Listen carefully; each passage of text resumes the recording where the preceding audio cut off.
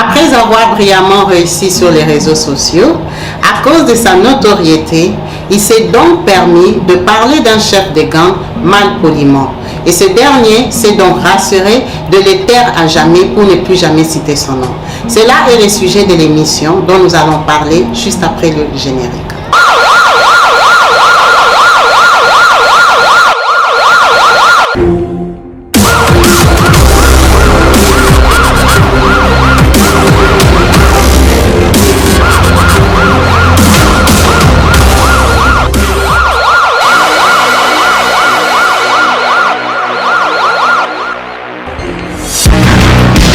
Bonjour et bienvenue sur ma chaîne YouTube Crime dans la ville. Moi c'est Kabibi, je partage des histoires criminelles. Donc si c'est la première fois que tu tombes sur une de mes vidéos sur YouTube, n'hésite pas à t'abonner et surtout à cliquer sur la cloche de notification pour être au courant des vidéos que je partage. Aujourd'hui, je vous invite à voyager avec moi au Mexique, dans la ville de Sinaloa, où nous allons parler de Joano Luis. Joano Luis, qui est-il et pourquoi parle-t-on de lui aujourd'hui? Joano est un jeune Mexicain né dans une famille très modeste. Une famille pauvre, pour ne pas le dire ainsi. C'est un garçon dont le papa l'a abandonné à la naissance, n'a pas reconnu la grossesse. Il a renié et sa mère, après l'avoir accouché, n'était pas capable d'en prendre soin. Elle a donc fui et laissé chez sa grand-mère.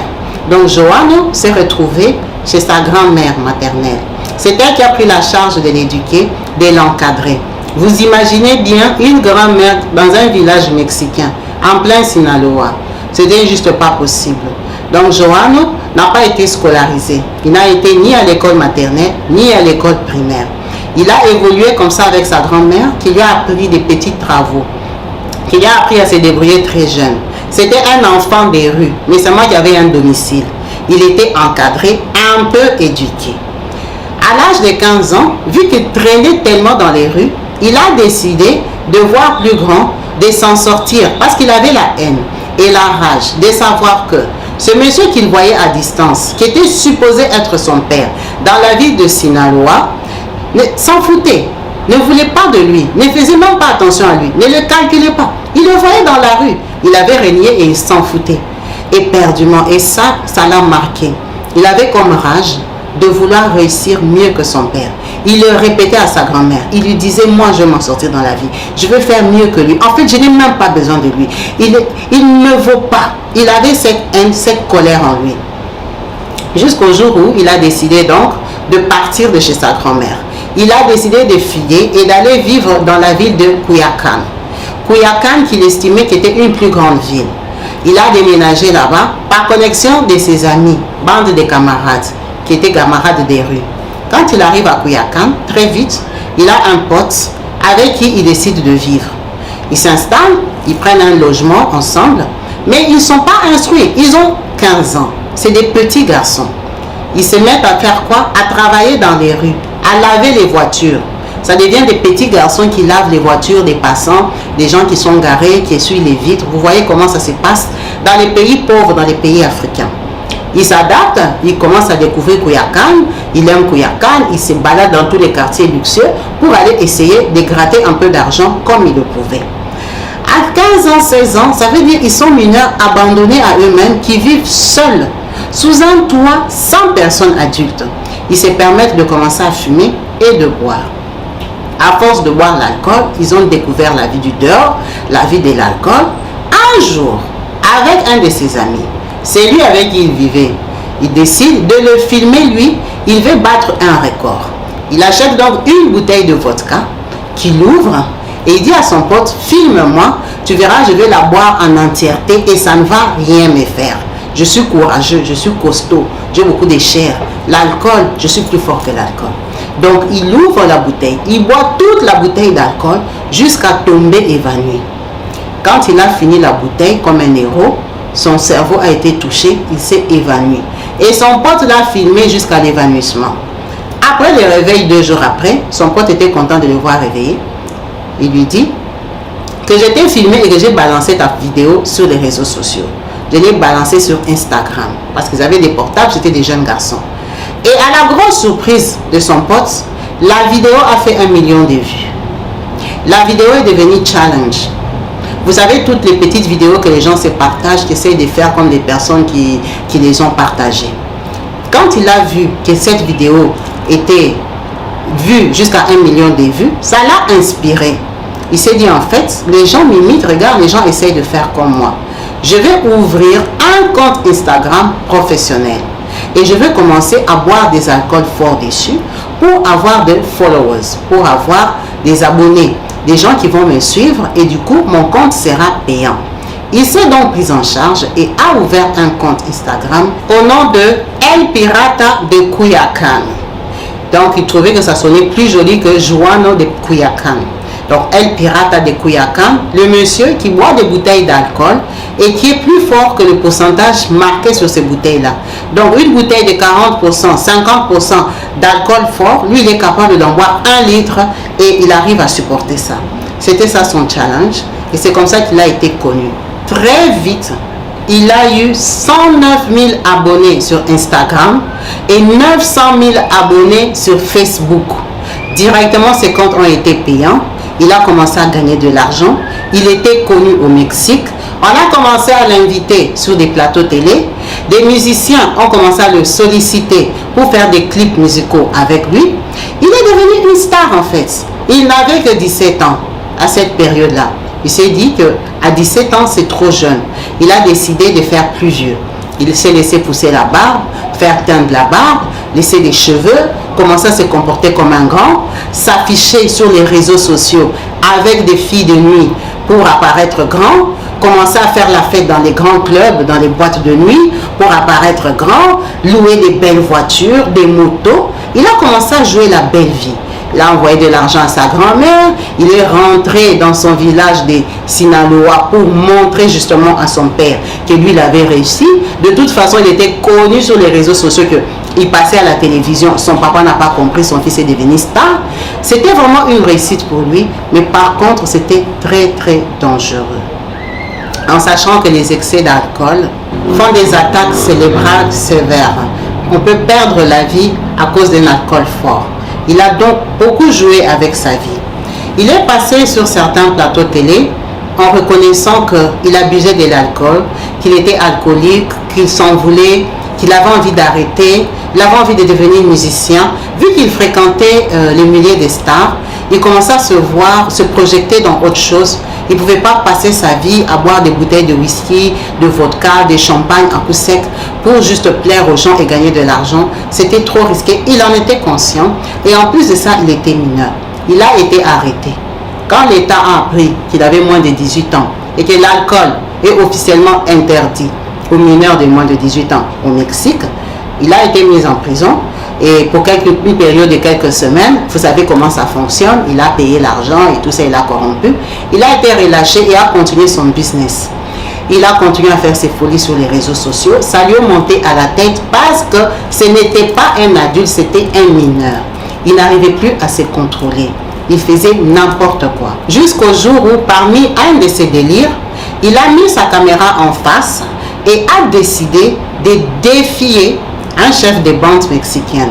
Vous imaginez bien mexicaine. Vous connaissez la force de ces gens-là. Vous savez comment ils fonctionnent. Il s'est permis de citer son nom qu'on ne va pas citer ici sur cette chaîne en lui disant qu'il n'avait pas peur de lui, qu'il était une poule mouillée, que d'ailleurs lui, il était capable de l'affronter, qu'il n'avait qu'à se garer où il était. En fait, il lui a dit plein de gros mots. Il s'est foutu de sa gueule en direct de sa vidéo YouTube. Il a posté sur Snap, il a posté sur Insta, il a posté sur Facebook pour faire le buzz. Parce qu'en dehors de prendre l'alcool, il ne buvait pas l'alcool tous les jours, il faisait des buzz. Pour lui, c'était un buzz rigolo parce qu'il se disait sûrement que personne ne peut s'attaquer à un monsieur de ce niveau-là, en sachant que c'était lui le chef des bandes de la nouvelle génération des personnes qui tenaient le Mexique. C'était lui qui était en tête. Imaginez, c'est quelqu'un qui a su neutraliser 35 personnes sous un pont. Il leur a ôté la vie et le gouvernement ne lui a rien fait. C'est quelqu'un qui faisait des coups, qui était libre de faire ce qu'il voulait au Mexique et personne ne l'attrapait. Le gouvernement américain était tellement fâché parce qu'il faisait tellement ce qu'il voulait qu'ils avaient même proposé 10 millions de dollars à la personne qui allait le rendre. C'était quelqu'un de cherché, quelqu'un de puissant, quelqu'un à qui on ne touche pas. Et lui, il s'est permis de faire une vanne sur lui. C'est sûr que c'était une vanne. C'est sûr que c'était une blague. Il n'était rien du tout par rapport à ce monsieur-là. Et seulement, c'était la vanne de trop. Il a fait une vanne à quelqu'un avec qui on ne blague pas, avec qui on ne rigole pas, sur qui on ne plaisante pas, qui n'aime pas les sales blagues. En fait, il ne rigole jamais. Le monsieur a très mal pris ça et lui n'était pas au courant. Il pensait que tout le monde savait que c'était pour rigoler parce qu'il était incapable d'approcher même son orteil. Il n'était rien du tout au Mexique, à part un petit alcoolique sur les réseaux sociaux. Donc, pour lui, c'est passé. Il a continué son Starmania. Un jour, 3 semaines après, il dit à ses abonnés, comme il faisait d'habitude, de les rencontrer. Parce qu'il organisait souvent des soirées dans des grands clubs de nuit où il disait « je serai présent », du genre, vu qu'il sera présent dans la soirée, l'entrée passe de 10 € à 50 €. Ça devient soirée VIP, la boîte de nuit se retrouve et lui, il a son cachet. Donc, il fonctionnait un peu comme ça. Il a donné rendez-vous à ses abonnés dans un club où il allait aller faire sa fête et peut-être même une démonstration en live de voir monsieur de Cuyacan en train de finir une bouteille d'alcool. Et c'est comme ça que ce jour-là, il sort en soirée accompagné de ses amis. Il arrive, l'entrée est fantastique, fabuleuse, les gens sont contents, ils crient, ils sont excités de le voir. Il fait un peu le petit scénario sur la scène, il joue au big boss, au patron. Il va s'installer à l'endroit réservé pour lui qui est le gros VIP avec sa bande de copains, d'amis, les jolies filles autour. Vous imaginez bien, c'est une soirée mondaine. À sa grande surprise, il y a des gens qui sont rentrés. Il n'a même pas eu le temps de comprendre à quelle occasion, comment ils sont entrés, comment ils ont fait pour pénétrer, qui c'était et pourquoi ils étaient là. Ils ont juste sorti leur outil de travail, qu'ils ont fini sur lui. Ils l'ont bien neutralisé, ils ont fait ce qu'ils devaient faire. Avec ses amis à côté, aux alentours, avec toutes les filles qui l'accompagnaient. Ils se sont chargés de lui, ils lui ont trouvé ça 15 fois dans son corps. 15 fois, donc vous imaginez bien, ça fait un peu de la petite danse des Smurfs là. Il était debout, d'après les vidéos, il s'est écroulé comme une feuille morte qui tombait d'un arbre, accompagné d'un pote à lui qui était à côté, qui était juste proche, qui était à la même table. Et les restes des personnes ont été sauvés. À part lui, dans ce club-là, personne n'a été touché. C'est même ça le scandale. Ces gens-là sont rentrés au nombre de 7 parce que les vidéos de surveillance ont pu les filmer. Et ils sont repartis, personne n'a compris, n'a eu le temps de réagir et c'était fini. C'est comme ça que son histoire s'est arrêtée. À cause de la notoriété et le absolu de devenir une star des réseaux sociaux. En étant star, on cherche à faire toujours plus pour être plus apprécié, pour être extraordinaire en fait. C'était juste ça qui lui montait à la tête et c'était la dernière fois qu'il avait été vu en public et en plus il a perdu la vie devant son public. C'était ça la triste fin de El Pirata de Cuyacan qui s'est éteint dans un club de nuit. Et comme par hasard, comme les gens ont toujours des idées fantastiques, que tellement que son décès avait fait couler de l'encre, ça parlait de partout sur tous les réseaux sociaux, il était en train de réussir, franchement il inspirait beaucoup de jeunes, il était aimé, il était dans des clips musicaux, les gens aimaient bien sa façon de faire rigoler, de faire des vannes sur les réseaux sociaux, que un petit malin au nom de Julio s'est levé un matin, a mis sa caméra pour s'attaquer au même monsieur patron de bande, pour lui parler et lui dire que, écoute, moi, j'ai pas peur de toi. Moi, je suis pas un lâche comme El Pirata de Cuyacan. Moi, tu viens là, moi, je vais m'occuper de toi. Il lui a dit des gros mots, des insanités. Il a parlé, il a terminé, il a balancé sa vidéo sur les réseaux sociaux. Lui, vraiment, c'était une attaque en vérité. Ce n'était pas une vanne. Il a lancé ces défis-là. Tout le monde était très surpris. Parce qu'officiellement, on ne sait pas de quoi El Pirata est décédé. Mais par contre, lui, son message était clair. Son message était bien visé. Tout le monde s'attendait maintenant à avoir la réaction du Big Boss. À la grande surprise de tout le monde, 3 jours après, Juliano, le même garçon, vient sur les réseaux sociaux pour demander pardon. Pardon boss, excuse-moi, je voulais juste avoir un peu de notoriété, je voulais être reconnu, en fait, je ne suis pas comme ça, je ne suis pas un mauvais garçon, c'était une vanne, je voulais essayer de te faire rire. J'espère que tu as un peu d'humour. Je sais que tu es un papa sérieux, un papa de famille. Ne prends pas ça au sérieux. Tu vois, moi, ma tête ne fonctionne pas bien. J'ai des problèmes psychiques. Je ne suis pas normale. D'ailleurs, même mes parents disent qu'ils vont m'amener voir des psychiatres, des psychologues. Ne tiens pas compte de tout ce que j'ai dit. Je l'ai dit sur les réseaux. Je viens de demander pardon sur les réseaux. S'il te plaît, laisse-moi tranquille, laisse-moi grandir, laisse-moi vivre. C'est l'enfance, j'ai fait le con et tout ça. Il s'est excusé sur les réseaux sociaux. Il a balancé ça sur tous les réseaux sociaux. Après l'avoir balancé, après 2 semaines, tous ses comptes ont été fermés. Donc on suppose que c'est soit ses parents qui lui ont demandé de les fermer ou c'est lui-même qui a pris l'initiative. Du coup, comme ses comptes sont fermés et qu'il n'est plus devenu star, personne n'a de suite de sa part. On ne sait pas s'il est vivant, si le big boss l'a vraiment pris comme une blague, l'a laissé vivre, grandir comme il lui a demandé dans ses vidéos précédentes, ou alors il s'en est chargé, c'est pour ça qu'on n'entend plus parler de lui.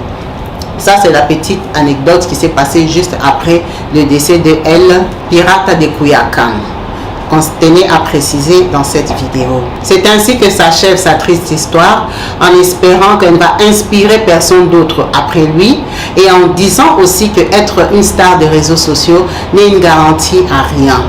Ça ne sert à rien de vouloir être connu si c'est pour en perdre sa vie. Être connu sur les réseaux sociaux, ce serait mieux que ce soit pour la bonne cause, pour quelque chose de plus important, de sérieux, d'une innovation, et de non détruire son image, détruire sa santé et de s'attaquer aux personnes auxquelles on ne touche pas. Que l'histoire et l'expérience de El Pirata de Cuyacan nous enseignent et enseignent les personnes qui pensent qu'ils vont réussir en s'attaquant au plus fort. Merci à vous tous d'avoir suivi cette vidéo jusqu'à la fin, en espérant lire vos multiples commentaires au-dessous. Restez branchés et connectés sur ma chaîne YouTube. Peace and love chez vous. Bye.